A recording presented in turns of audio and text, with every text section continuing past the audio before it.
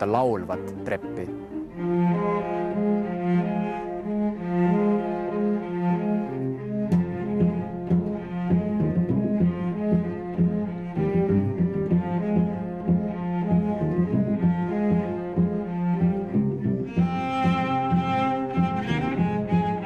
See torn oli algselt, kui ma nüüd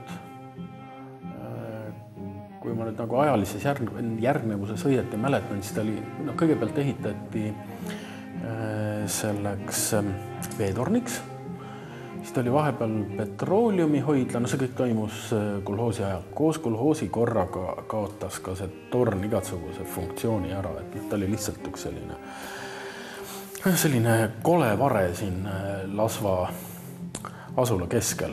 Ja siis millalgi vallavanem Jüri Nasser küsis mult nõu, et mida võiks selle torniga ette võtta. Ja siis ma andsin selle Lasva valla palve Veronikale edasi, et äkki temal tekib selle asjaga mingisuguseid mõtteid. Ja sealt edasi koorus siis niisugune asi välja, et kohalikust veetornist võiks teha niisuguse kunstigalerii ja infokeskuse. Siis seal veetornis sees, kui sai selgeks, et tuleb uus trepp teha, et aga mis oleks, kui teeks sinna sisse niisuguse trepi, mis ongi klaver. Sealt edasi torn sai ju seest mustaks värvitud.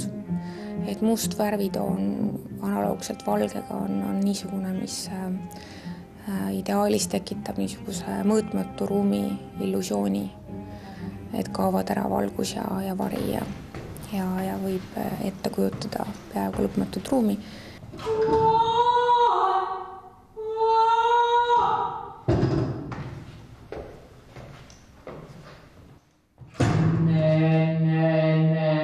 Kõige suurem tõmbenumber on see laulev trepp, kus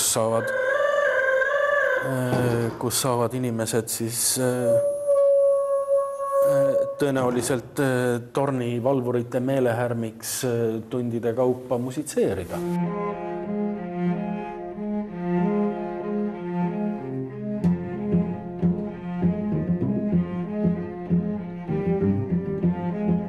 Eranditult, et kõik inimesed, kes on selles tornis käinud, on tulnud siit välja kuidagi rõõmsamate ja õnnelikematena. Selles filmis püüakski siis jälgida, et ühelt poolt see torn täies hiilguses ja hullud kunstnikud tulevad mingisuguse pöörase ideega ja püüavad seda istutada, et minu meelest müts maha selle vallavanema ees, kes ajab selja sirgu ja paneb volikogus rusika lauale, ütleb, et kihvt mõte, et teeme ära. Kui liikuda Euroopas ringi, kõik peaaegu mis riigis, siis me näeme seda, et tegelikult maapiirkonnad kubisevad kultuurist, kubisevad sellistest huvitavatest omanäolistest ettevõtmistest. Mina arvan, et mitte ainult Lasva veetorne galeriil, vaid ka teistel potentsiaalsetel 10 külagaleriidel Eestis oleks sellist funktsiooni ja perspektiivi küll ja küll.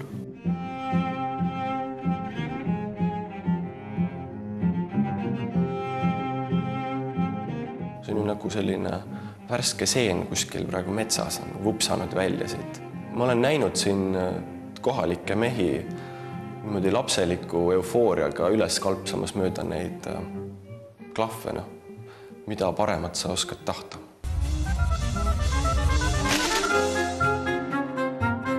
Manfred Vainokivi on maha saanud